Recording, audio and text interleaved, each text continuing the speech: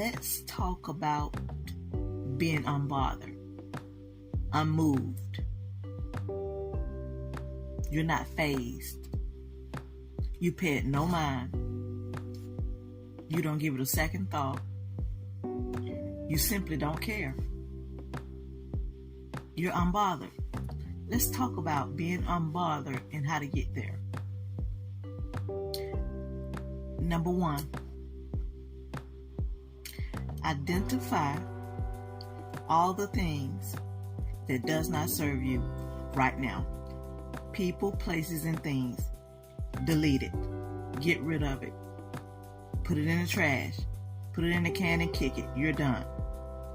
Again, recognize all the things, people, places that no longer serve you.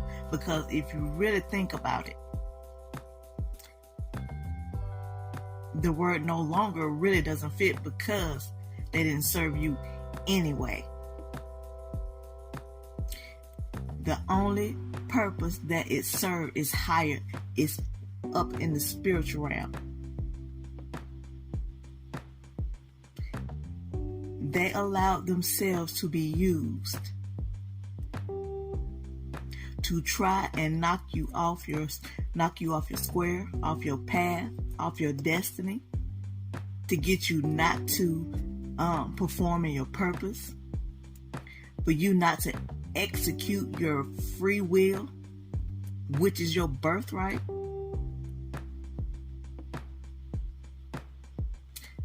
They only served you. If it's a person, they only served you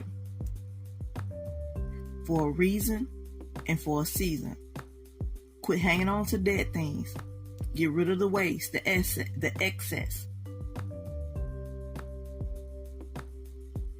of toxicity. Again, number 1, get rid of the people, the things, and the places. I don't care if that place was once your mindset. One of the most dangerous sets to be on is that one of the mind that has not been renewed. Whether you know God or not, if that mind has been preconditioned for dysfunction, toxicity, abuse, addiction, whatever goes under the umbrella of things that don't serve you. Number 2, forgive the people that didn't or no longer serve you after you forgive yourself. The majority of us will sleep to who we were, but they were not. Hence the attack. Hence why it started over in the spiritual realm before anything. God says treat your neighbor as yourself. Your neighbor is not the wicked one. God distinguishes between the two in His word. He lets you know what's evil, what's wicked. The wicked are workers of iniquity. There are some people that are just totally lost. But there are some that know that they're lost and enjoy being lost. What do you mean being lost? Being in darkness. Because they get to do and be and do everything that they want to. Manipulate, abuse, betray, backstab, gossip. They will have to remain in the dark to do those things. That's what serves them. It no longer serves you because you're awake. You woke up. You are well aware of who you are and who they are. Number 3. Set solid. I'm going to say that again. Set solid. One more time. Set solid boundaries. Put borders around your life. And those same borders and boundaries, use them to protect your mind and your peace and your well-being. because you're on your road. You're on the road either to restoration because you've done the work, or you're just coming into what you now understand what happened to you. You're on the road to recovery. You're going to need boundaries as your buffet and rails on each side, all around. Number 4, stay within those boundaries for your sake and for theirs. What does that look like? If you have been accused of burning these bridges everywhere you go, I told you, it amazed me in the family origin that I come from. They don't get the concept of, if you say things over and over and over, you will tend to believe it. And if you have said it to multiple people over and over, it looks like. But hence, here's the thing. Everybody look at, quote unquote, your pattern, your bridge burning. But from the family origin I came from, they only filter through one person, which blows my mind. And the one person that they filter through, in their eyes, they only raise one good person, and does have no remorse. They could care less. That people with sense can look and say, wait a minute, you mean to tell me only one person in a whole family dynamic is healthy?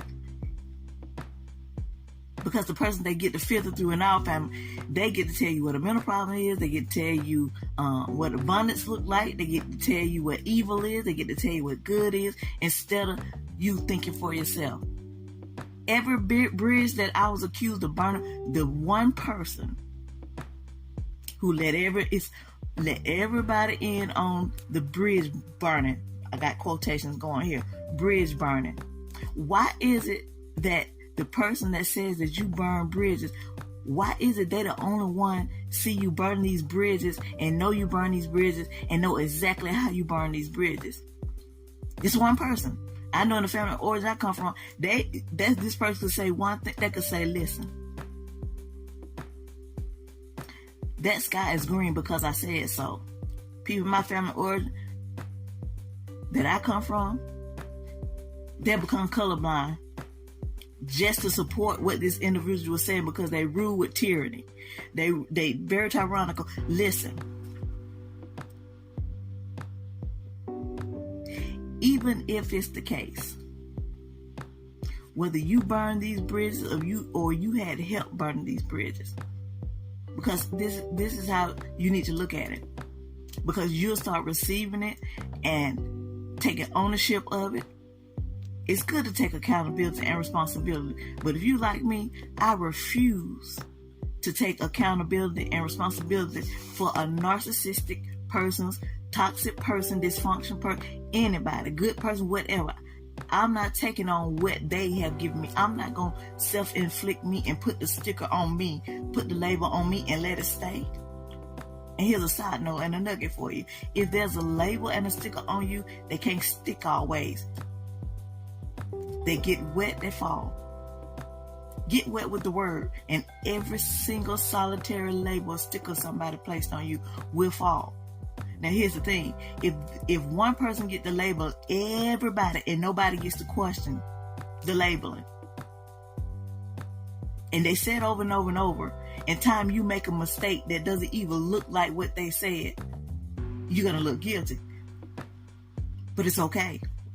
Because you're of Christ, you're of no reputation. If they have assassinated your character, you serve a God that raised dead things. Can these dry bones live? If he say so, and if I speak it into existence.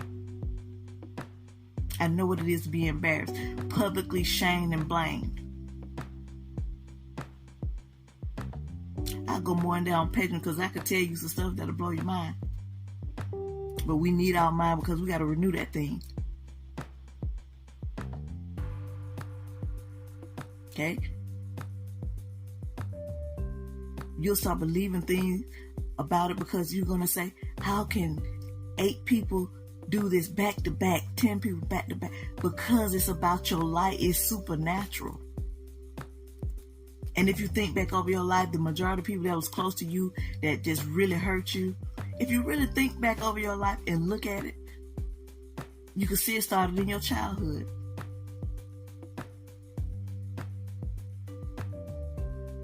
But it's okay. Your past is for reference points only, or to go get that healed. If the bridge is burning, let that bastard burn. Burn, baby, burn. It will protect you, because you can't go back across it and they can't come across it. If they try to come across it, they're going to fall into the pit that they designed for you. Next, know your triggers. Hence what we just said. Know your triggers. Work on what it is that will constantly pull you out of the state of being unbothered. Deal with it. You already know how we feel over here. Christ and counseling. Jesus and therapy. To me, everyone needs to sit down with somebody that's unbiased. Know your triggers.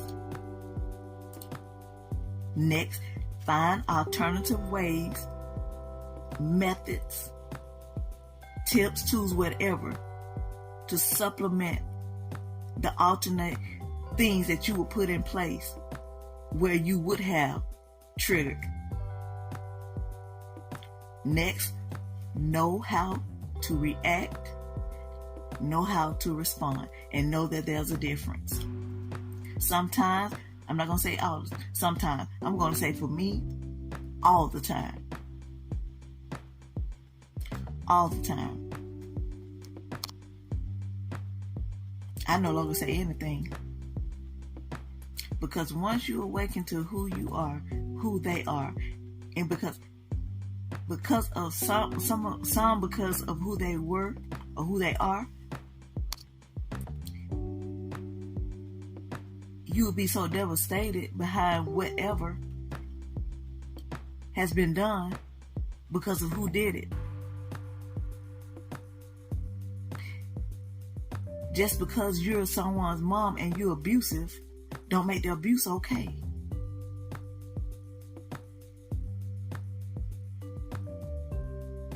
It does not make the abuse okay. Get rid of those titles and roles and positions, because if you align what people do against your kingdom constitution, if it doesn't align, forgive them, give them honor, for getting you in this world, give them honor, for getting you on your path. Because let me tell you, those set traps that they had set for you, they set you up. You so set up that you're stuck. They are the ones will get the setback. Because God will set it off once you understand your authority here in the earth, in heavenly realms, and over hell. You're a powerful somebody. Can you imagine, before the fall of man, the capacity of our brain operation? And here's the good news about that. Scientists say we only use 10% of our brain. Why do we have to be in that percentage? Renew that mind. Renew your mind to who you are, to who God's called you to be, to where He's taking you, where He needs you to be. There are people out there that are attached to your voice and they're waiting on you to come out. That's why I said, keep standing up, keep standing up, keep standing up, keep speaking out, keep speaking out, keep speaking out, keep sharing your story, keep telling your testimony.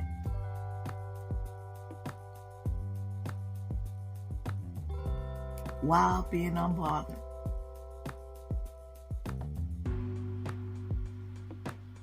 Last, know where God is taking you. Know that it's more than you could ever imagine. It's more than you could ever think. Who would want to forfeit all of that goodness and mercy following them all the days of their life just to become unbothered by other dirt creatures that was created out of the ground just like you? Look at where you're going. Again, only look back for reference points only, or to go back and get something healed. Once you get healed, forgive yourself, give it to God, throw it in the sea of forgetfulness, and you will be unbothered.